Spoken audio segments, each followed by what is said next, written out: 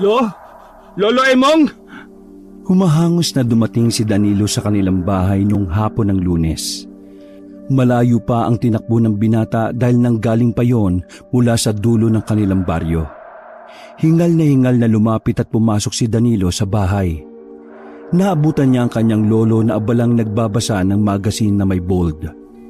Lolo Emong, si Mang Tasyo! Si paring Tasyo? Hindi man lang nito nilingon ng binata at abala lang sa pagtitig kay Joyce Jimenez.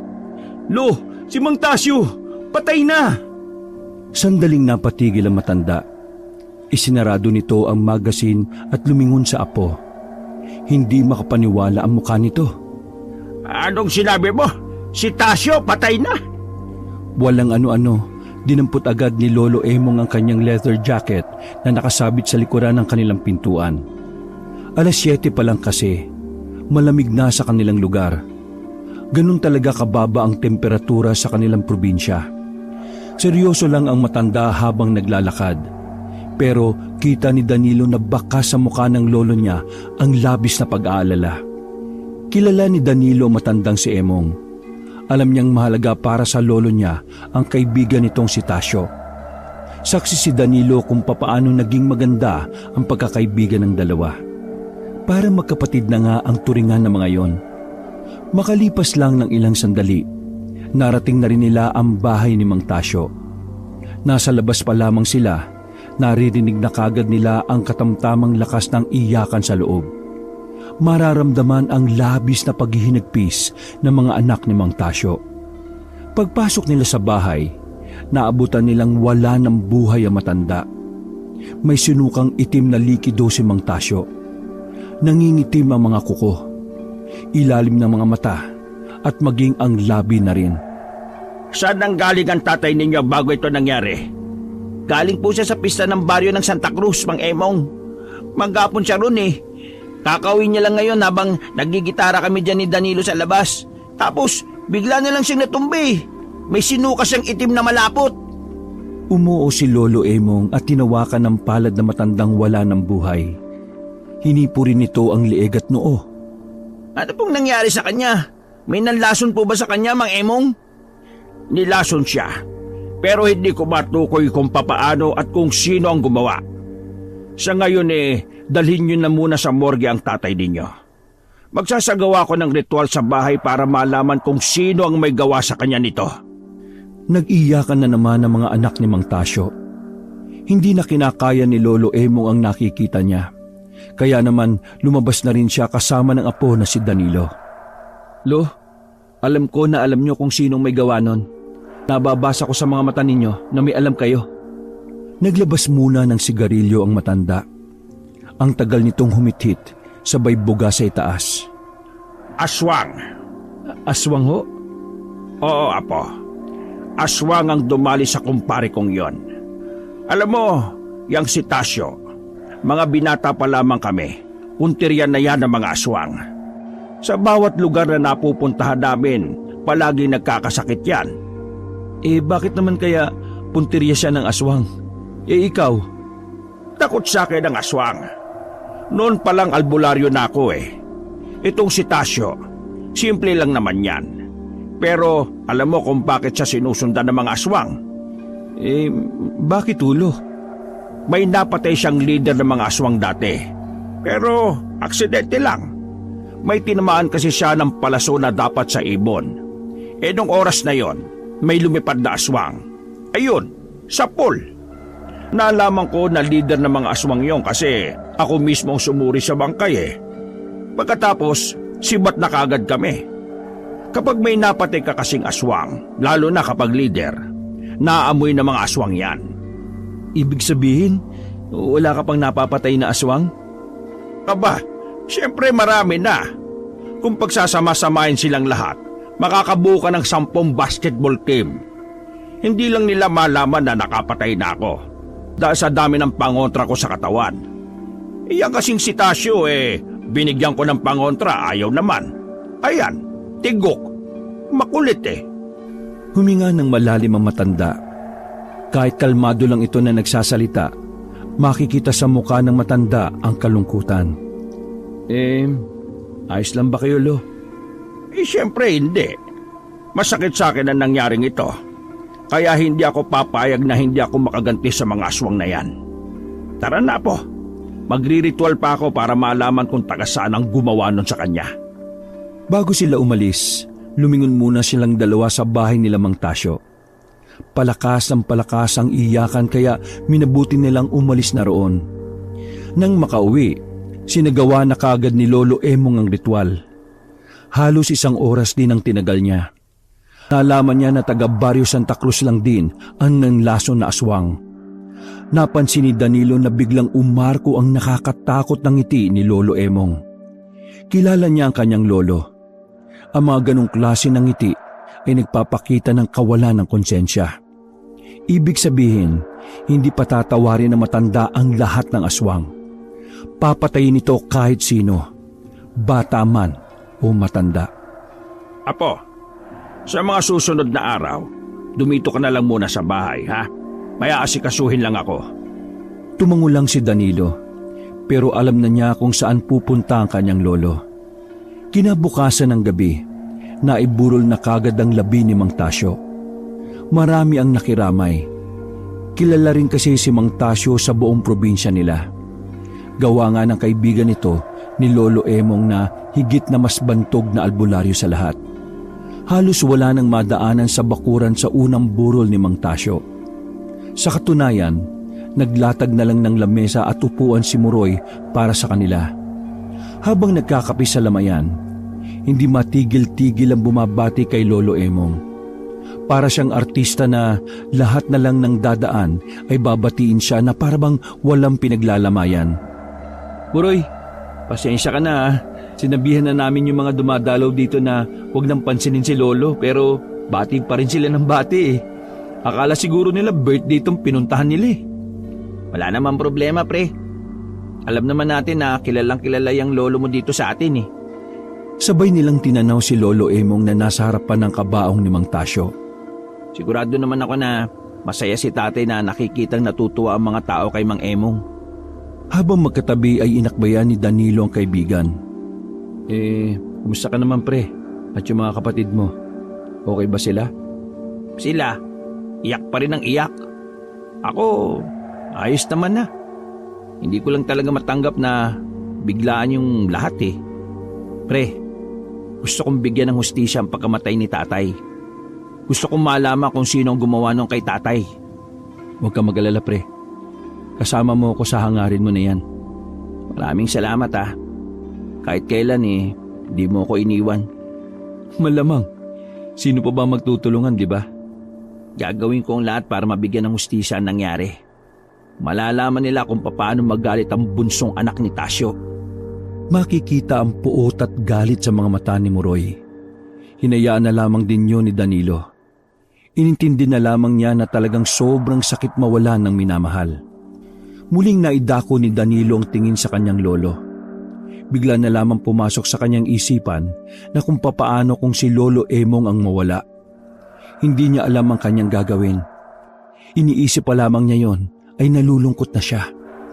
3:00 na ng madaling araw nang magpaalam na ang maglolo sa burol. Habang naglalakad ay kapansin-pansin ang pagiging tahimik ni Lolo Emong. Napuna yun ni Danilo kaya hindi na nito naiwasang magtanong sa lolo.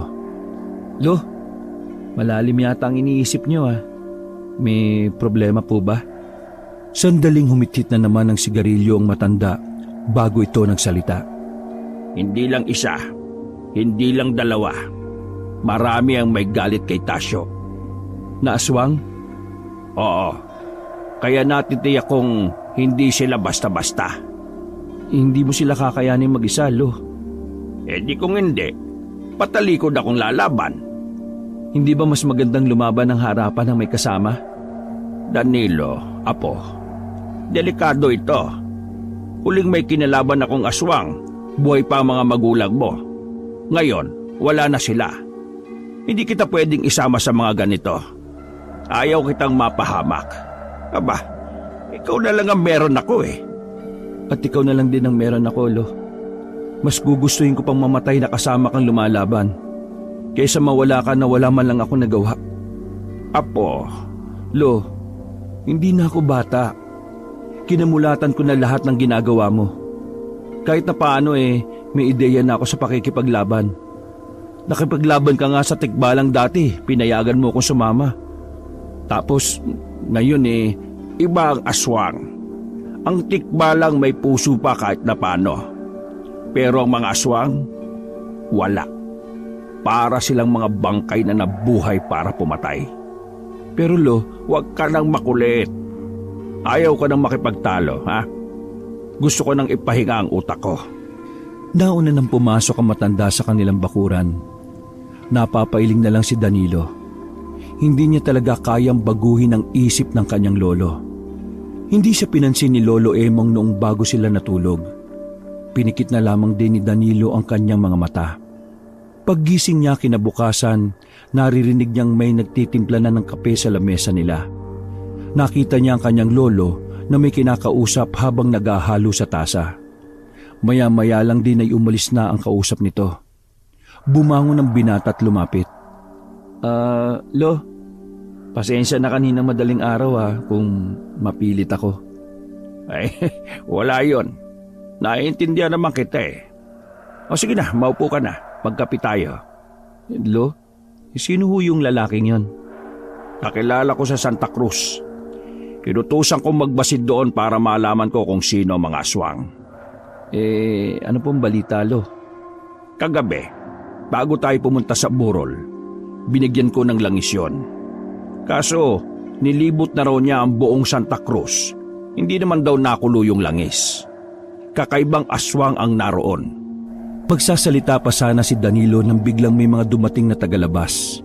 May daladala na namang pasyente. Kahit hindi pa nagkakape, nilapag na nila ang pasyente sa papag. Base sa babaeng kapatid ng pasyente, bigla na lang daw tumirik ang mga mata, sabay na tumba. Danilo, Apo, pakikuha nga yung rosaryo ko. Parang, Diyos ko, Panginoon! Nagulat silang lahat ang biglang sumuka ng kulay itim ang pasyente. Katulad na katulad yon ng isinuka ni Mang Tasyo. Lo, huwag niyong sabihin, aswang ang dumali sa pasyente. Nag-iyakan ang mga may dala sa pasyente. Doon na rin kasi ito nalagutan ng hininga. Hindi naman makapaniwala si Danilo na bukod kay Mang Tasyo, may iba pa palang biniktima. Kinuha na ng mga babae ang bangkay ng lalaki at umalis. Isang oras lang ang nakalipas, pinuntahan sila ni Muroy sa bahay nila. Mang Emong, totoo ba? Aswang ang may gawa sa pasyente pumunta rito sa inyo kanina? Sandali. Paano mo nalaman? Kalat na kalat sa baryo na pareho daw nangyari dun sa nangyari kay tatay. Sabihin niyo nga po sa akin, aswang din bang dumali kay tatay? Bumuntong hininga ang matanda at tumango na lamang. Wala na siyang nagawa kundi ang aminin na lamang. Sininsa naman ni Lolo Emong si Danilo na sabihin ang totoo kay Muroy. Oo pre, aswang ang pumatay sa tatay mo. Aswang ang lumason kay Mang Tasyo. Walang iyang mga aswang yan. Papatayin ko sila. Mang Emong, sabihin niyo po sa akin, saan ko mahanap ang mga aswang? Muroy, hindi ngayon ang tamang panahon para dyan. Nakaburo lang tatay mo. Kung maaari, igalang mo ang lamay niya. Tama si Lolo pre. Hintayin na lang muna nating mailibing si Mang Tasyo. Nakikiusap ako sa inyo. Sabihin niyo sa akin, kailangan kong iganti si tatay. Paano mo papatayin ang aswang? Sige nga, naranasan mo na bang makaharap ang aswang? May alam ka ba sa aswang? Sandaling natahimik si Muroy. Para bang nasampal ito ng katotohanan na wala siyang laban sa mga nilalang na yon. Wala kang sapat na kaalaman sa mga kakalabanin mo. At yun ay ang isang malaking lamang nila sa'yo. Ang mga taong mangmang na tapang at bugso ng damdamin lang ang dala. Sila ang mga tangang namamatay agad sa gera. Wala kang pakialam tapos ano? Mga kapatid mo ang mahihirapan kapag namatay ka. Tingin mo nakuha mo ang hustisya kung mamamatay ka lang ng dahil sa katangahan mo? Baka nga biglang bumangon si Tasyo sa kabaong at batukan ka kapag gano'n ang nangyari.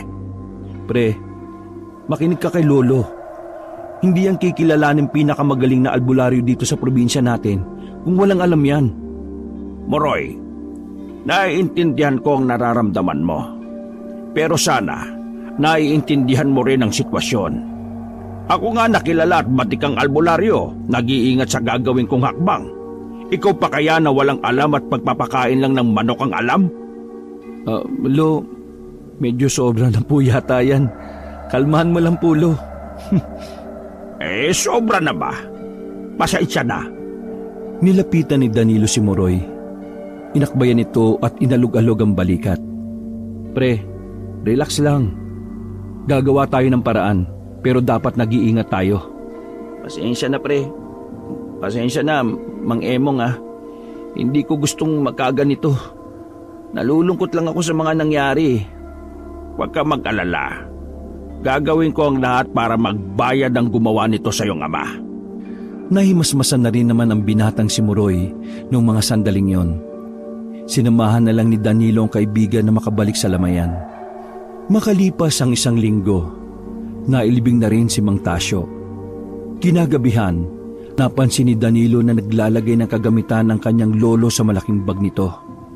Malakas ang kutob ng binata na pupunta na ang kanyang lolo sa baryo ng Santa Cruz. Nag-aalala si Danilo pero alam niyang hindi siya papayagan na matanda na sumama. Lo, alas 8 na. Saan naman ang punta niyo? Meron akong pupuntahan na pasyente. Hindi na makarating dito dahil hindi na siya kayang buhatin. Kaya ako na lang ang pupunta sa kanya. Ganun po ba? Kailan kayo uuwi?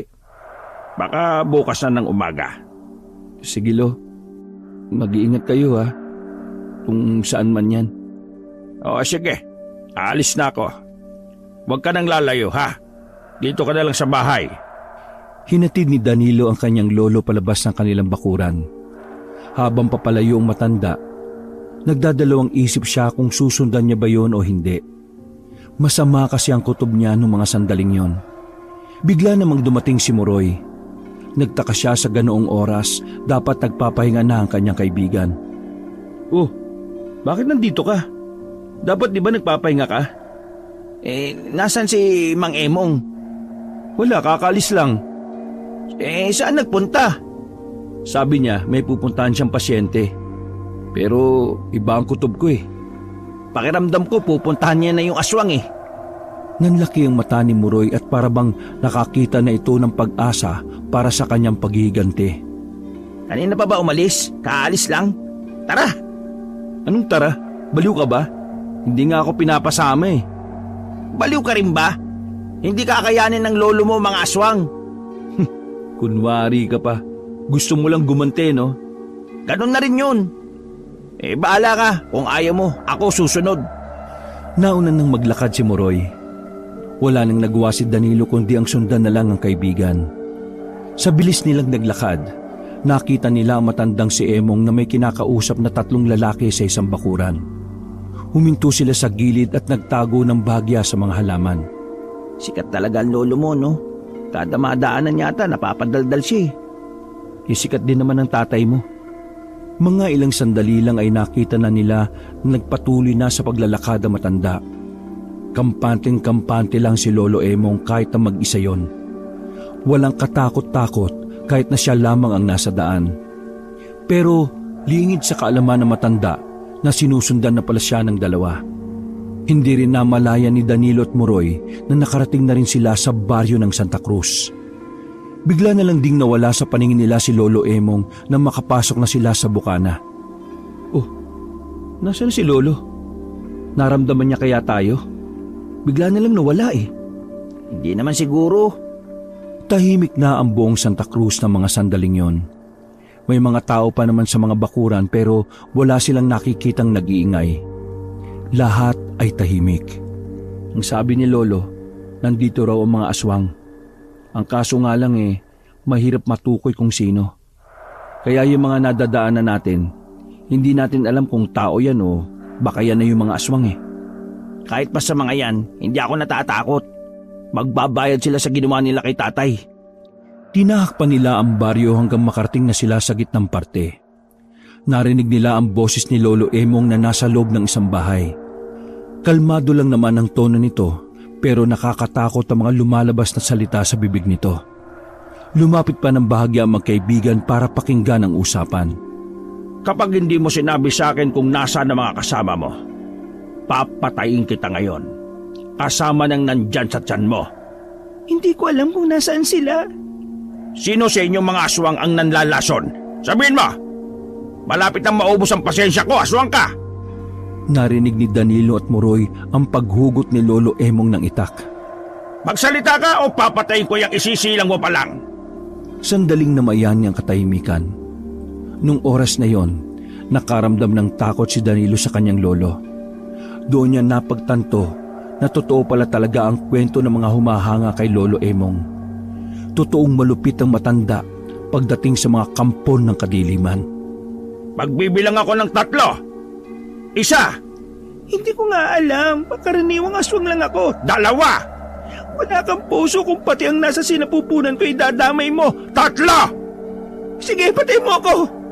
Kahit na mapatay mo ko, hindi pa rin kayo mananalo sa mga aswang. Dadami kami ng dadami. Malapit na. Magasik kami ng lagim. Narinig na lamang nila Danilo ang paghagupit ng itak. Bigla na rin nanahimik ang babae. Hindi na nakatiis pa si Danilo at Muroy. Sumilip sila sa maliit na butas at nakita nila sa loob ang ulo ng babae na nasa sahig na. Gagi, nakakatakot ang lolo mo. Nakita pa nilang tinusok na matanda ang tiyan ng babae. Para yun masiguro na hindi na mabubuhay ang isa pang aswang na isisilang. Iisa-isahin ko kayo hanggang sa matuto na kayong magdasal para sa buhay ninyo. Naglakad si Lolo Emong patungo sa pintuan. Pasimple rin namang sinilip ng dalawa ang matanda. Nagyose pa si Lolo Emong habang nakaupo sa hagdanan. Kalmado at parang wala lang itong ginawa kung kumilos ng kaswal. Kita pa nila Danilo ang itak na may bahid ng dugo. Magtago na lang muna siguro tayo. Nakakatakot ang lolo mo, baka bigla tayong tagain.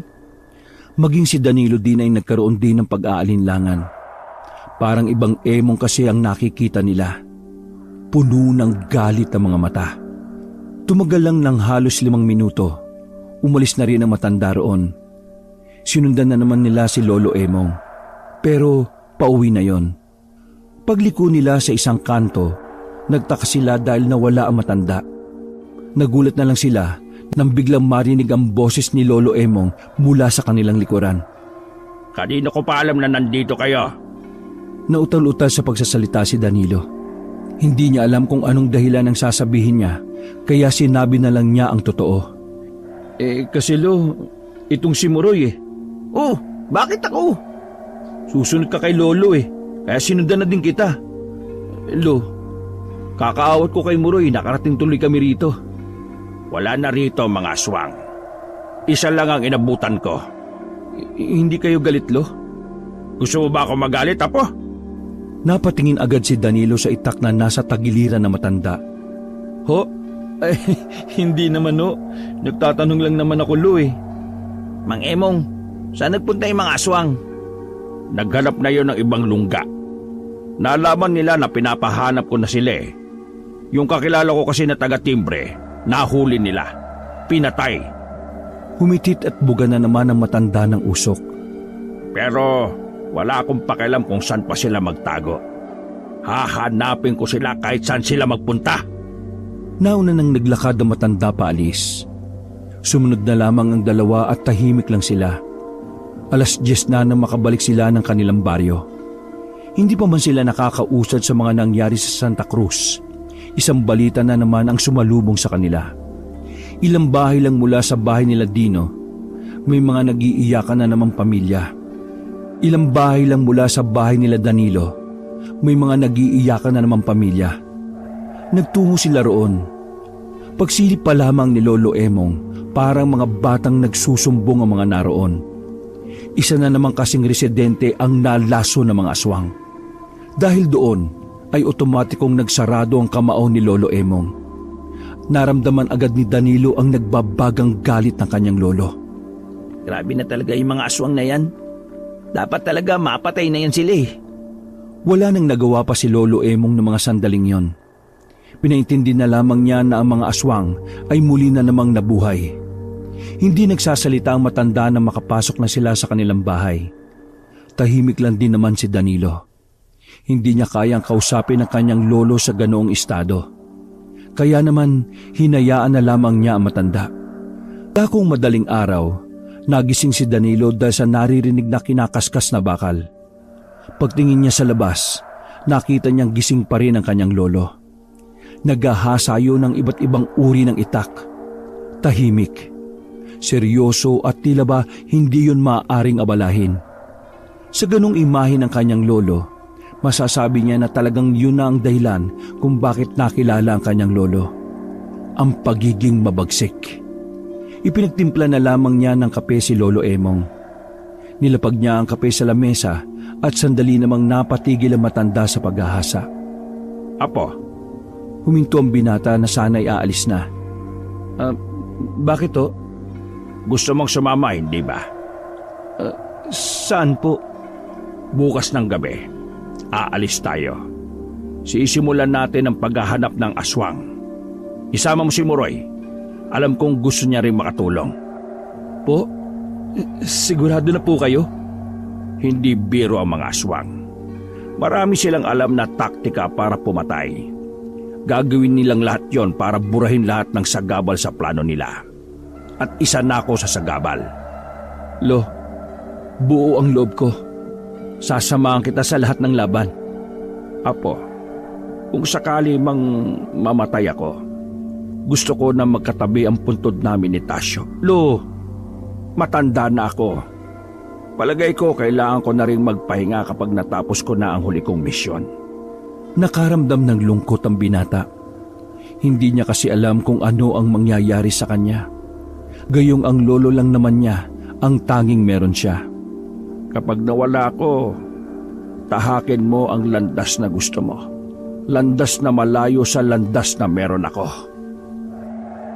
Mabilis na lumakad ang panahon. 6 na buwan na rin ang nakalipas mula nang maglakbay sila Danilo. Tulad ng sinabi ni Lolo Emong, isinama nila si Muroy. Sabay-sabay nilang hahanapin ang hustisya. Wala kayo tira dito, kayo isang beses palang bayad. Pero hindi ako galit. Gusto ko lang kayo ayos tira dito apartment ko. Ayaw ko sampay kayo brief na butas sa tapat apartment ha. Ako hiya sa mga gusto tira dito. Sa alip punta sila rito, sila alis na kasi pangit view sa harap. Kitain yung brief na luwag-luwag at butas-butas. Kayo mga buwang, ayos nyo ugali. Ako timpi sa inyo kahit wala kayo bayad. Pero wag kayo lagay sampayan butas brief ha. Si Mr. Lau ay may-ari ng apartment na naupahan nila Lolo Emong. Ang apartment na yon ay natagpuan nila nang mapadaan sila sa Barrio Agustin. Ang Barrio Agustin ay parte pa rin ng Iloilo. Ang baryong ito ay isa sa mga baryo na talaga namang masasabing moderno na. Mas maliwanag na. Mas marami ng bahay. May mga video okay na. At kung ano-ano pang wala sa pinanggalingan nilang baryo. Ngunit kahit medyo moderno na ang Barrio Agustin, ito ay napapalibutan pa rin ng mga matataas na puno. May mga kagubatan pa rin na talagang hindi nasasakop ng mga kabahayan. Pasensya ka na, Mr. Lau. Di bale, kapag itong mga apo ko nakadiskarte, makakabayad din kami. Kayo 6 buwan na wala bayad. Galit ba ako? Galit ba ako? Sabi mo sa akin. Hindi. Ibig sabihin, di pera issue sa akin. Wala ko paki kung bayad ka o hindi. Akin lang, ayaw ko brief dito na pangit. Paulit-ulit ako. Iinis na ako sa iyo eh. Alis na nga ako. Baka ako high blood pa. 6 na buwan nang nangungupahan doon ang 3. Ganun na rin katagal sila nagmamanman sa katabing baryo ng Agustin. Ang Baryo Mabitak. Nakatanggap kasi ng tip si Lolo Emong na may mga aswang sa kabilang baryo. Kaya para mas maobserbahan nila ang kilos sa mga aswang, kinailangan nilang manirahan sa San Agustin. Bakit kaya mas galit pa siya sa mga brief natin butas kaysa sa hindi natin pagbabayad sa kanya, no? Ewan ko nga dyan sa inchik na yan eh. Ang bait-bait pa sa atin.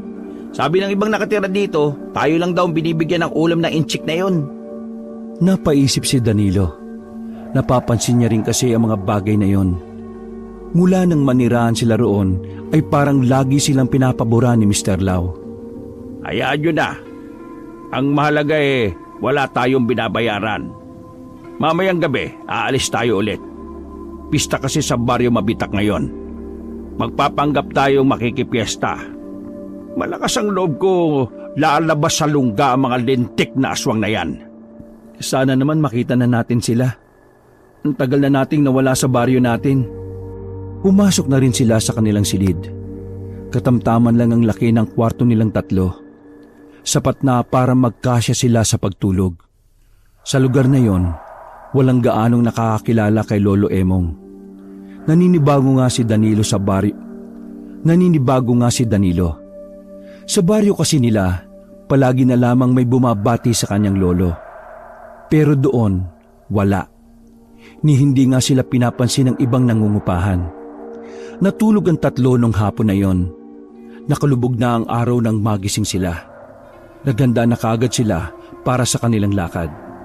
Dala ang bag na nakasukbit sa likod. Inilagay ni Danilo ang lahat ng gamit ng kanyang lolo. Kasama na roon ay ang ilang armas na pantapos ng aswang. Umayos kayong dalawa mamaya ha. Ayaw ko ng tatanga-tanga. Hindi sila pwedeng makahalata na may kasama kayong albularyo. Hindi natin kilala mga taga roon, kaya wala tayong ideya kung sino-sino sa kanila ang aswang. Gamitin nyo yung mga itinuro ko sa inyo. Siguro naman ay naaalala nyo lahat yon. Opo, Lo. Pero Lo, paano pala pag may nakaengkwentro na pala tayong aswang? Uhulihin ba natin o papatayin natin? Uhulihin natin.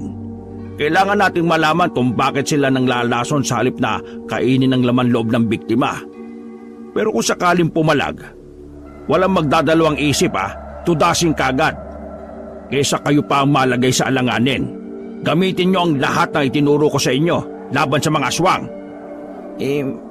Mang Emong, tama nga talaga sinabi ni tatay nung nabubuhay pa siya. Astig pala talaga kayo. Yang tatay mo magaling gumawa ng kwento Di ka dapat naniniwala ron. Tara na nga. Nasa hagdanan na sila na makasalubong nila ang incheck na si Mr. Lau. Oh, gabi na. Kayo saan pupunta? Mr. Lau, mag-ano kami, mamumundok. Ano? Manununtok? Ba't kayo manununtok? Masama kayo?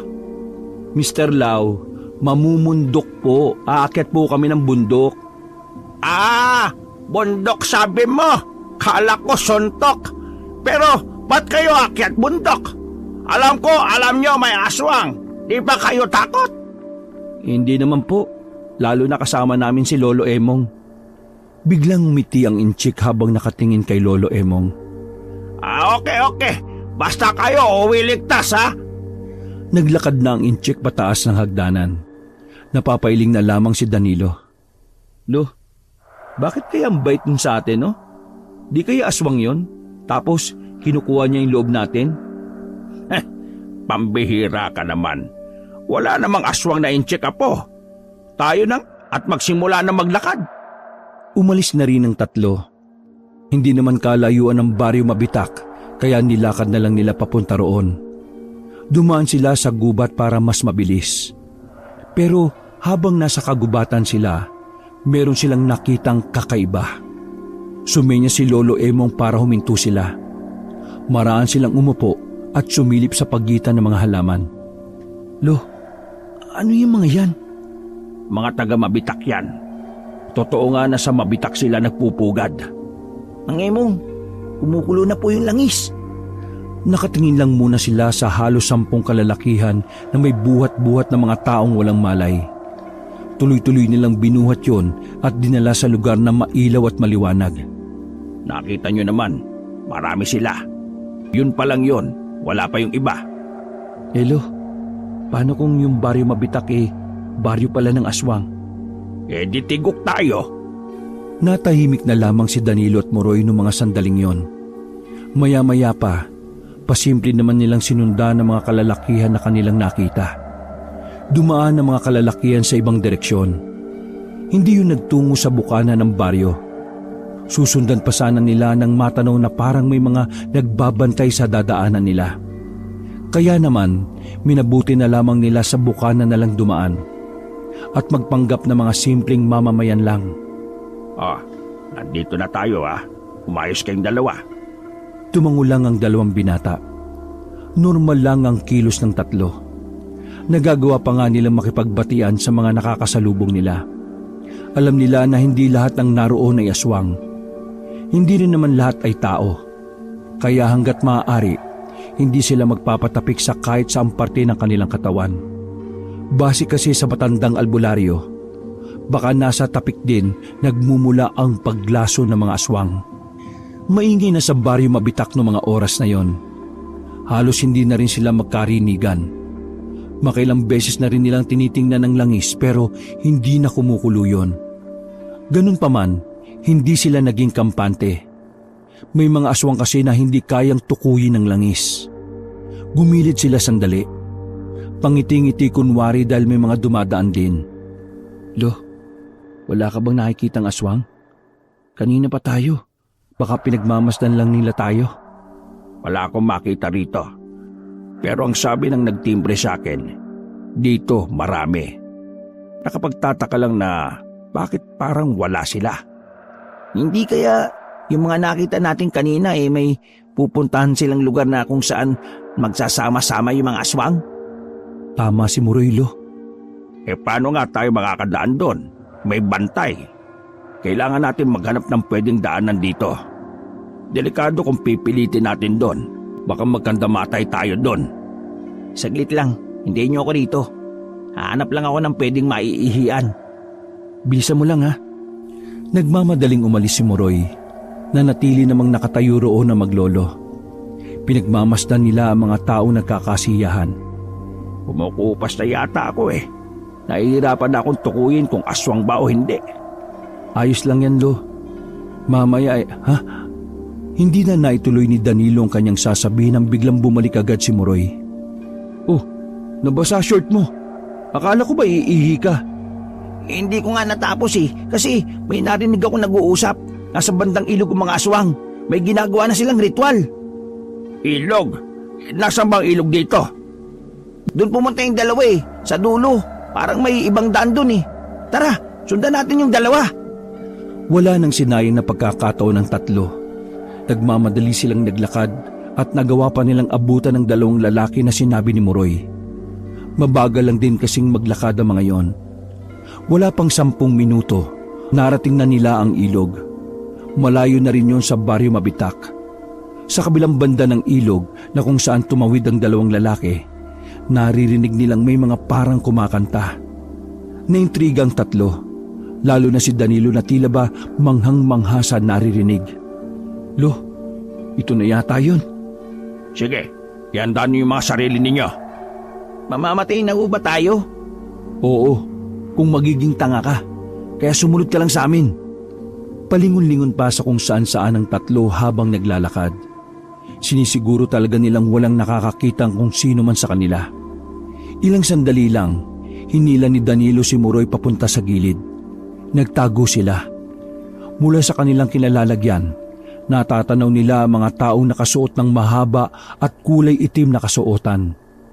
May mga binabanggit na kung ano-anong salita at sa dulo ng bawat pangungusap ay nilalagyan nila ng tono.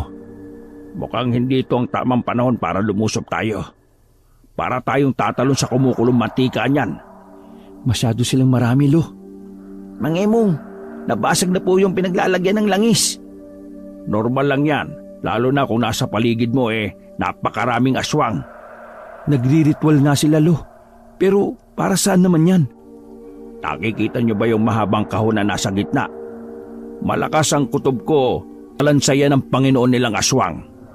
Nagbabalak siguro silang buhayin. Ang hindi ko lang maintindihan, bakit sila nanlalaso ng tao kung gusto pala nilang buhayin ng Panginoon nila? Anong gagawin natin ngayon, Lo? Wala tayong gagawin. Kahit gaano tayo katapang, wala tayong palag sa ganyan. Wala tayong palag sa ganyang karami. Obserbahan na lang muna natin sila. Ang mahalaga naman sa ngayon alam natin kung saan nila ginagawa ang ritual. Paano kung mabuhay na nila yung nasa kahon? Hindi. Palagay ko may kailangan pa silang gawin. Masyadong walang gana mga nagre-ritual. Dapat masigla mga yan kapag alam nilang mabubuhay na ang Panginoon nila eh. Babalik tayo ulit rito.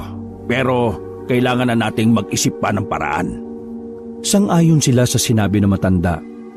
Kahit si Muroy na malaki ang galit sa aswang, minabuti na lang din na umatras. Doon niya mas naintindihan na walang magagawa ang galit at pot niya kapag nilapa na siya ng napakaraming aswang na yon. Maingat silang umalis sa lugar na yon. Nakabalik sila sa Barrio Agustin nang walang nakakalam na natuklasan na nila ang lungga ng mga aswang. Walang iya sila. Doon lang pala sila nagtatago. Naabot pa tayo ng 6 na buwan nakakahanap. Lo, paano kaya kung maghikayat tayo ng tao? Malabo mangyari yan. Wala nga nakakakilala sa atin dito eh. Kapag ginawa natin yan, baka makarating pa sa mga aswang yan. Ang kailangan nating isipin ay kung papaano natin sila papatayin ng isang bagsakan lang. Halos sumakit ang ulo nila kakaisip kung ano nga bang paraan ang pwede nilang magawa. Dahil alam na nila kung gaano karami ang mga aswang. Estimado na rin nila kung gaano lang sila kabilis mamamatay kung tatapatan nila yon. Kahit si Lolo Emong malalim din ang iniisip. Sa buong buhay nito ay yun ang unang pagkakataon na parang nakaramdam siya ng pagkabahala. Ibang-iba kasi ang mga aswang na yon. Madaling araw na pero hindi pa rin dinadalaw ng antok ang tatlo. Bagot na bagot si Danilo noon. Kaya naman naisipan na rin niyang lumabas muna. Saan ka pupunta? Mag-road top po. Ano? Road top sa taas. Rooftop yun pre, rooftop. Bay, malay ko ba, wala namang ganun sa baryo natin eh. Isinirado na ni Danilo ang pinto at lumabas na rin. Nang nasa hagdan na siya, may narinig siyang tao sa taas. Dahan-dahan siyang sumilip. Nakita niya sa rooftop ang incheck na si Mr. Lau. May hawak yung espada na winawasiwas pa sa ere. Nakaramdam ng kaunting pagkamangha si Danilo. Para siyang nakakita ng isang mandirigma na magaling humawak ng espada. Ang galing niyo naman po, Mr. Lau. Nagulat ang incheck sa bigla niyang paglitaw. Tinago agad ng incheck ang espada sa likuran nito. Sandali, bakit ka dito? Bakit gising ka pa? Hindi po kasi ako makatulog eh. Magpapahangin po sana ako dito pero nakita kita. Ang husay niyo po pala. Oy, ikaw wag ingay ha. Baka may makarinig. Etong kita mo, atin-atin lang to. Wala ka na iba sasabihan. Bakit naman po? Basta, wag ka na tatanong. Iika-ikang naglakad ang matandang incheck para sana umalis na lang. Pero napatigil ito sa sinabi ni Danilo. Nakapagtataka, hindi ka Pilipino pero naniniwala kang may aswang. Bakit to? May nangyari ba na nagtulak sa inyo para maniwala? Humarap muli ang incheck at tinusok ang espada sa semento. Ayaw ko na pag-usapan. Huwag ka na tanong. Sino ka ba talaga? Napalingon naman ang incheck sa gilid ng haligi ng hagdanan. Naroon na pala si Lolo Emong at si Muroy. Emong, kilala mo ko. Alam kong kilala mo ko. Dahil una pa lang, iba na ang pakikitungo mo sa amin. Oo nga, parang ang bait mo sa amin eh. Yung ibang binibigyan mo ng puto, wala man lang daw lasa, sabi ng iba. Pero nung si Lolo Emong, siopaw ang binigay mo, asado pa, tapos espesyal. At inayos mo rin yung tsinelas ni Mang Emong. Pero yung akin na sira, wala kang pakialam. Umamin ka na, Mr. Lau. May gusto ka ba kay Mang Emong? Aba, ito isa nyo kasama, parang luwag tornilyo utak na. Bakit nga ganun ang trato mo sa amin? Ni hindi mo nga kami sinisingil eh. Umamin ka na. Oo na. Ako na amin sa inyo. Iika-ikang naglakad ang incheck patungo sa upuang kahoy. Una ko palang kita si Emong. Ako sobra saya. Kasi kilala ko Emong. Galing albularyo yan. Husay talaga. dito lagi usapan si Emong. Sabi nila, takot aswang sa kanya. Basta, una ko kita si Emong, grabe saya puso ko. Sabi na nga may gusto ka talaga sa kanya Pag ikaw di tahimik, ikaw palayasin ko. Pre, hayaan mo muna kasi matapos. Nanahimik si Moroy at sumandal na lang din sa pader. Dahil kay Emong, pag-asa sa puso ko bigla bubuhay. Bigla sisigla. Kita ko liwanag kay Emong. Isip-isip ko, sa wakas, pwede nakuha ko hustisya. Anong hustisya? Bakit? Saan mo gagamitin ang hustisya na kailangan mo? Sa kinanak. Anak ko ninyo? Ako meron anak. Kasing edad mo, Danilo. Siya lang meron ako. Pero isa araw, uwi siya dito suka itim na tubig. Pagtapos niya suka, wala. Patay na. Ayaw ko niwala sa albularyo pero subo ko siya patingin. Sabi albularyo, lason daw siya aswang. Ako niwala talaga nun. Pero niwala lang ako nung makita ko aswang sa gubat. Marami sila. Ako galit. Pero wala ko gawa. Di ko sila kaya. Di ko kaya bigay hustisya sa anak ko. Wala ako kwenta, Ama. Isang buwan na lipas pero ako wala gawa. Nakita na lamang nila na napayuko ang incheck. Kita nilang humikbi na si Mr. Lau, kaya naman nilapitan nila yon. May magagawa ka pa naman Ang husay mo kayo makipag-ispadahan. Nagangat ng tingin ng incheck. Tumayo siya at iiling-iling. Ako wala kwenta dahil dito. Tinaas ni Mr. Lau ang suot nitong pantalon. Nagulat ang tatlo nang makita na ang kalahating binti ni Mr. Lau ay kahoy. Nakakabit lamang yon sa hita. Teka, anong nangyari dyan? Isa araw lipas ng libing anak ko. Ako punta gubat. Kala ko kaya ko. Pero atake ako aswang. Naputulis ako binti. Buti na lang, may tulong sa akin mga magsasaka. Ang sinapit ng anak mo ay walang pinagkaiba sa sinapit ng matalik kong kaibigan at ng tatay nitong si Moroy. Tulad ng anak mo, nilason din siya ng aswang. Sa katunayan, kaya kami nandito, para tapusin ang kasamaan na ginagawa ng mga aswang. Tulad mo, hustisya rin ang hanap namin. Mas lalong nagkaroon ng ningning ang mga mata ng kawawang incheck. Totoo? Di ako paniwala. Ako may kasama na sa hanap na hustisya.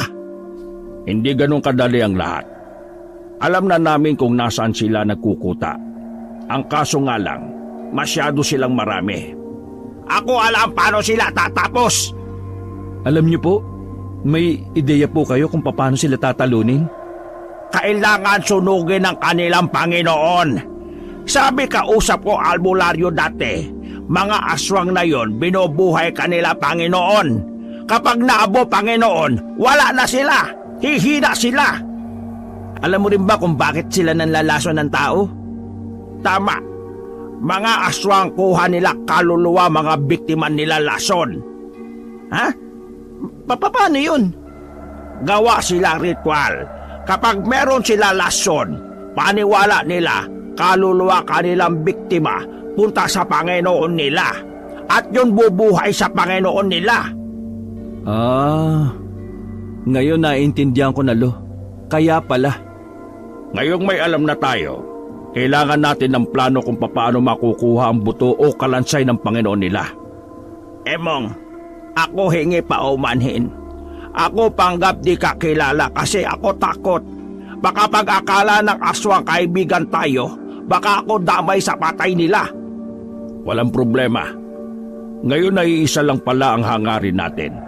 Hindi mo na kailangan mabahala. Basta, huwag mo kami sisingilin ng upa ha? Oo, hindi. Di kayo sisingil. Laki tulong nyo sa akin. Mula kita ko kayo, ako ganahan pa mabuhay. Naging daan ng mga sinabi ni Mr. Lau para mas lalong magkaroon ng lakas ng loob sila Danilo. Malaki ang naitulong ng mga impormasyong kanilang nalaman. Pagkatapos ng pag-uusap na yon, nagpahinga na rin ang tatlo. Kahit papaano ay nakaidlip na rin sila. Kinabukasan ng tanghali, mabusisi nilang pinag-usapan kung ano ang kanilang gagawin. Maghihiwa-hiwalay sila sa paghahanap kung saan tinago ang kabaong ng Diyos na mga aswang. Mag-isang lalakad si Lolo Emong, habang si Danilo at Muroy naman ang magkasama. Ayos lang kaya si Lolo Emong ngayon? Nag-aalala ako eh. Mag-isa lang siya. Magtiwala ka lang. Nakakalimutan mo yatang matinik na albularyo yun eh. Hindi yun magiging kilala kung hindi yun malupit. Nasa baryo mabitak na sila noong mga sandaling yon. Tirik ang araw at talaga namang ramdam na ramdam ang init. Dahil piyesta pa rin, marami-rami pa rin ang nagkakasiyahan sa labas. Ayun, tindahan. Tara, soft drinks muna tayo. Oo, mabuti pa nga. Uhaw na ako eh.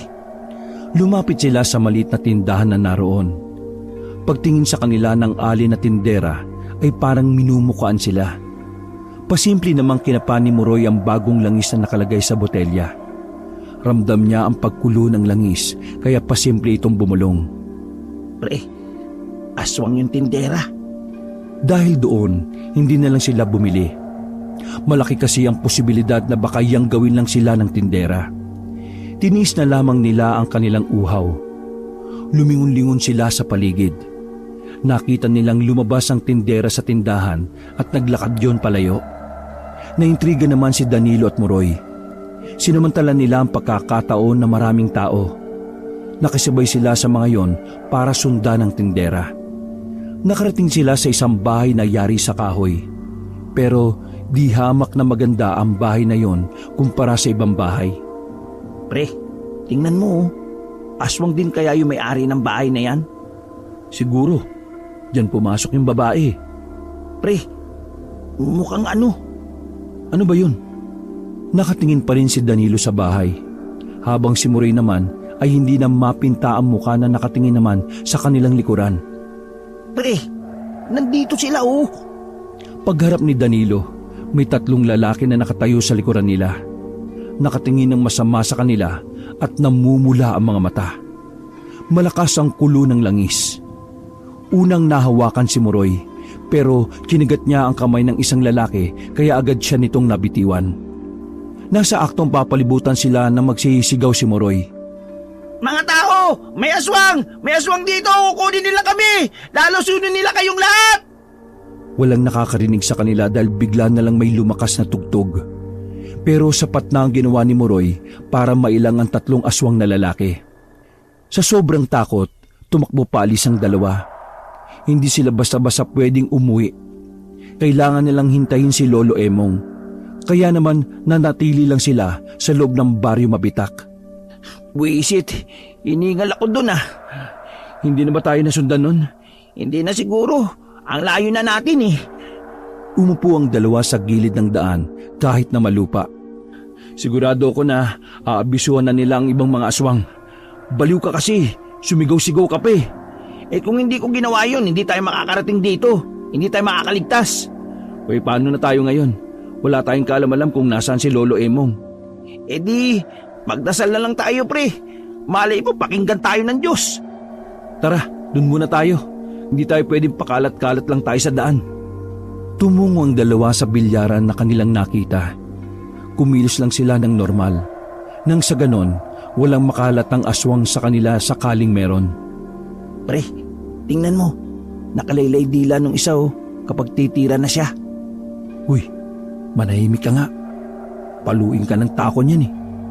Pansamantalang tumambay ang dalawa sa bilyaran. Halos 1 oras din ang pinalipas nila. Parang ayaw na nilang umalis doon. Pareho na kasi silang natakot na baka mabihag sila ng mga aswang na yon. Maya-maya pa, naramdaman na lamang ni Muroy na kumukulo ang langis sa kanyang bulsa. Agad nitong hinila si Danilo patungo sa likuran ng mga nakatambak na gulong. Natanaw nilang pareho na may mga paparating. Napalagay nila ay mga aswang. Mga itsura palang mukha nang hindi gagawa ng maganda eh. Ganyan pala ang mga itsura nila no, kapag nakanyang tao, mapuputla. Napapalunok ng laway ang dalawa. Sabay silang nagdadasal sa isip na sana hindi mapadaan sa harapan nila ang mga lalaking yon. Parang hinahanap talaga nila tayo. Tingnan mo, parang takot sa kanila yung mga tao sa bilyaran, no? Alam kaya nila na aswang ang mga lintik na yan? Nakahinga ng maluwag ang dalawa nang nakitang umalis na sa bilyaran ng mga yon. Sinamantala na nila ang pagkakataon na makaalis. Dahil hindi naman nila mahanap-hanap si Lolo Emong, napagpasya ng dalawa na lisanin ng lugar na yon. Pero ibang daan na ang kanilang tinahak. Hindi na kasi sila makakabalik sa unang nilang dinaanan. Hindi eh. Parang mali itong desisyon natin eh. Paanong mali? Hindi nga natin mahanap si Mang Emong. Hayaan na lang ba natin siya doon? Gusto mo bang mamatay tayo? Pag gabi na mas malakas na pakiramdam ng aswang kapag gabi. Mas marami sila. Gusto bang mahuli nila tayo? O sige na, mauna ka sa apartment. Kailangan kong hanapin si Lolo. Uy, wag kang tanga. Anong tanga? Kapag nawala si Lolo, wala na akong pamilya na may tuturing. Siya na lang ang meron ako. Kapag nawala siya, wala nang saysay itong buhay ko. Para ka naman bata natakot mawala ng magulang. Matanda ka na. Umayos ka na. Utang hindi mo ako maintindihan kasi marami ka namang pamilya. Kahit nawala na sa iyo si Mang Tasyo, may mga kapatid ka pa naman eh. Sandaling natahimik si Muroy. Hindi niya inaasahan na maririnig yon sa kanyang kaibigan. Sinasabi mo na ayos lang na nawala si tatay kasi may mga kapatid pa ako na nagmamahal sa akin, ganun ba? Bahala ka. Basta babalik ako. Hindi mo ako maintindihan kahit kailan. Kaya ba ayaw mong balikan ko si Lolo Emong doon? Dahil kapag namatay siya, saka ko lang maintindihan ang nararamdaman mo? Napamura na si Muroy noong mga sandaling yon. Hindi na kinaya ng pasensya niya ang kakitira ng isip ni Danilo. Ewan ko sa'yo. Akala ko ang tanga-tanga ko. Mas tanga ka pa pala, lintik ka. Ano? Lintik ako? Oo, inutil ka rin. Tuluyan na nagkapikunan ng dalawa. Mas inuuna mo pa yung emosyon mo Hindi mo man lang naisip na ayaw ko lang din mawala ng kaibigan. Sige, bumalik ka ron. Tingnan natin kung makabalik ka pa sa apartment. Bahala ka nga, tanga ka. Yabang mo ah. Nasa aktong lalapitan na sana ni Danilo ang kaibigan nang may marinig silang mga boses na parang kumakanta. Pareho silang nagtaka. Ang alam nila, sa ilog sinasagawa ang ritual. Pero noong mga sandaling yon, sa bundok. Naintrigang dalawa. Medyo mahina ang mga naririnig nila kaya alam nilang malayo-layo pa yon sa kanila. Pag-akyat nila ng bahagya, nakita nila sa taas na nakapalibot ang mga aswang sa isang kabaong. Laking gulat nila dahil ang buong akala nila ay malayo pa ang mga nagriritual. Mas lalo silang nagulat nang merong humila sa kanila papunta sa kawayan. Ano pang ginagawa nyo rito? At bakit kayo nakadungaw dyan? Para kayong mga tanga. Ligtas ka. Salamat naman. Oh, ayan ang lolo mo. Huwag ka na magmaktol. Manahimik ka, duwag. Mas maganda ngang maging duwag na may utak kesa matapang na walang utak. Di ba po, Mang Emong? Pagkaaway ba kayo? Iyan kasi duwag eh. Ayaw kanyang iligtas kita. Gusto ka yatang mamatay eh. Iligtas daw. Nauna pa nga't tumakbo nung makakita ng aswang Oo, sige. Mag-ingay pa kayo mga bisit kayo. Saka lamang natahimik ang dalawa nang makatikim na sila ng malakas na batok mula sa matanda. Paalis na ako kung di ko lang kayo nakita rito, mga bisit kayo. Elo, ano yung dala mong sako? Nandito na yung kalansay ng Diyos-Diyosa nila. Paano niyo po nagawang kunin? Ang husay niyo naman. Natagpuan ko ito sa isa pang kuwebang malapit sa ilog. Maraming bantay na aswang doon. Kaya ginamit ko yung gamot na kapag naamoy ng aswang, makakatulog sila. Ano yung dinadasalan nila doon? Pinalitan ko ng kabaong na yon ng mga sanga ng bayabas. Hindi po kaya. Daming tanong, mga lintik. Tara na! At ang masunog na natin to. Pababa na sana ng bundok ang tatlo. Ang kaso nga lang sa hindi inaasahang pagkakataon, nadula si Muroy dahil sa maling pag-apak. Nasad sa dampwet niya sa mga tuyong dahon. Dahilan para marinig sila ng mga nagriritual. Ay nako, Tasyo! Bakit pareho kayong tukmol ng anak mo? Takbo na, Muroy! Danilo! Dali! Dali-dali silang tumakbo pababa. Nang makita nilang nakatanong na sa kanila ang mga aswang, pinasadsad na lang din nila ang kanilang puwet. Parang mga langgam at alimangong gumapang ang mga aswang pababa. Nang makababa na sila ng bundok, dinukot na ni Lolo Emong ang itak niya. Kinuha na rin ni Danilo at Muroy ang latigo na pinagamit sa kanila ng albularyo. Dahil mukhang alam na nila na ito ang buto-buto ng Diyos nila, magdasal pa kayo na sana mabuhay pa tayo rito. Mga baliw kasi kayo eh. Pumesto na sila at pumorma ng pakikipaglaban. Nanginginig ang tuhod ni Danilo at Muroy sa mga sandaling yon. Ang magkaaway na magkaibigan ay nagkadikit na. Halos magkalapit na ang muka. Ako ang haharap, kayong dalawa. Kung sinong lalapit sa likod, hambalusin ninyo. Sige po. Baka naman matamaan nyo pa ako rito ha. Tatamaan talaga kayo sa akin. Ilang beses na napalunok ng laway si Danilo. Nilalamon ng kaba ang buo niyang sistema. Hindi siya makapaniwala na darating ang puntong haharap sila sa maraming aswang. Kung noon ay gustong-gusto niyang samahan ng kanyang lolo sa laban, nung mga sandaling yun naman, dinadasal niya na sana malumpo ang lolo niya para hindi na makalabas ng bahay. Nang sa ganon, hindi na sila haharap sa napakaraming aswang. Biglang tinaga ni Lolo Emong ang isang aswang na muntika ng lumundag sa kanya. Huwag kayong mag-alala. Hindi sila sabay-sabay na lulusob. Takot ang mga yan. May dala akong pangontra eh. Pinakita pa ni Lolo Emong ang kwintas na may pendant na bilog na kulay pilak. Ipapaliwanag pa sana na matanda ang mga bisa nun nang sabay-sabay na lumusob ang mga aswang. Mabuti na lang at nagawa nilang dumepensa kahit na papano. Langyalo, joke lang yata yung kwintas na yan eh. Tingin ko nga rin po. Palagay ko, hindi na natin sila kaya kapag tumagal. Kaya ang dapat natin gawin, tumakbo! Habang bitbit pa rin nila ang sako kung saan nakalagay ang buto ng Diyos ng mga aswang, kumari pa sila ng takbo palayo. Pero hindi nawawala sa likuran nila ang mga aswang. Hanggang sa makarating na sila sa kalsada at nakasunod pa rin ang mga yon. Sa kasamaang palad nga ay unti-unti na silang naabutan. Napasigaw na lang si Muroy nang mahawakan na ang damit niya. Agad siyang tumigil ng sandali at hinugupit ng latigo ang aswang.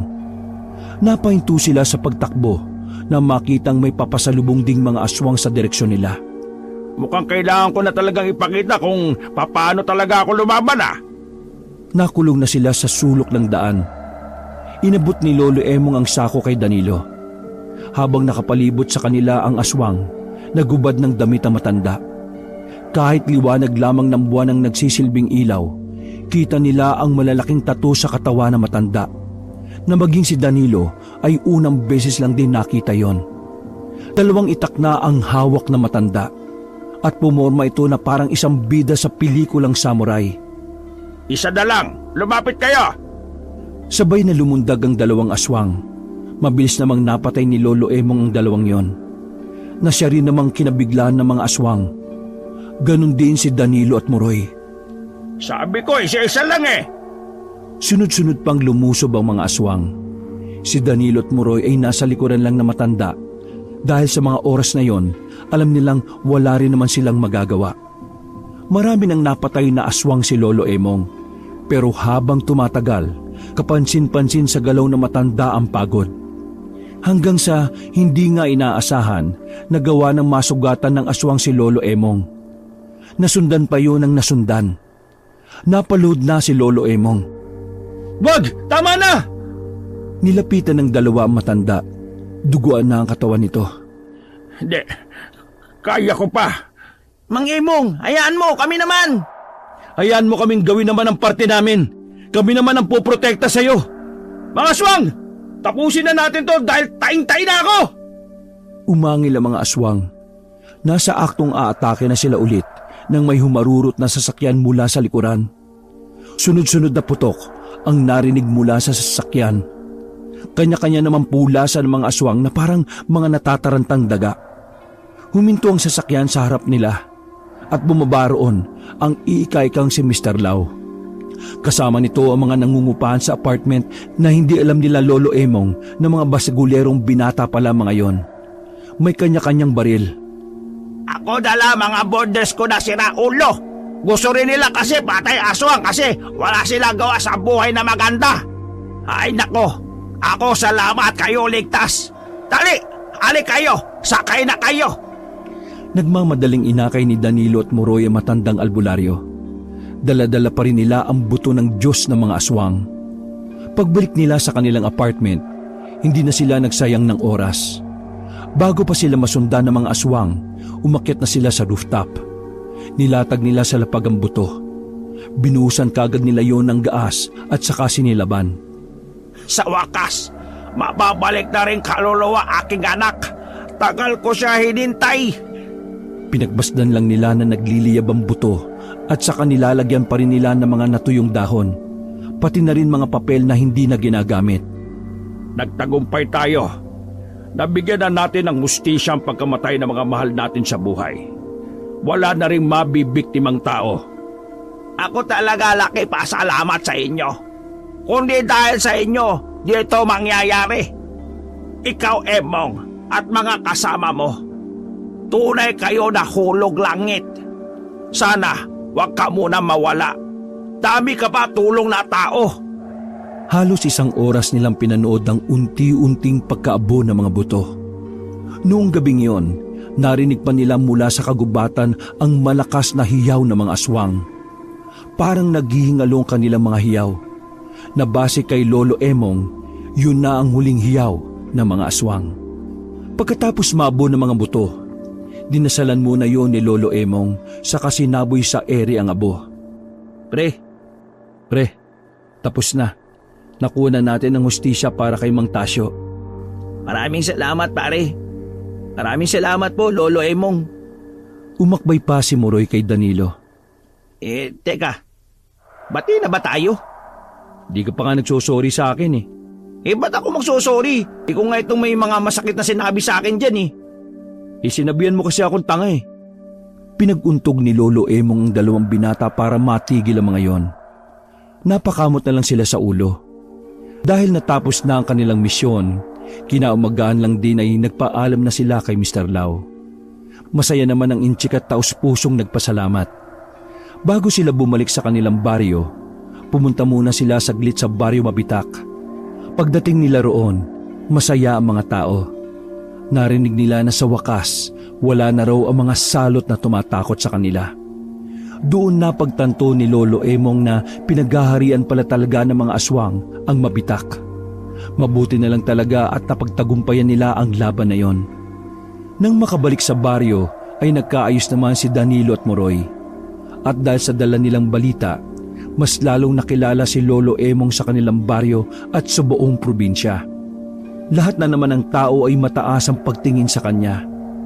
Wala namang pakialam si Lolo Emong sa kasikatan. Ang mahalaga lang sa kanya, ligtas ang mga tao. Lalong-lalo na ang kanyang mga minamahal. Wakas.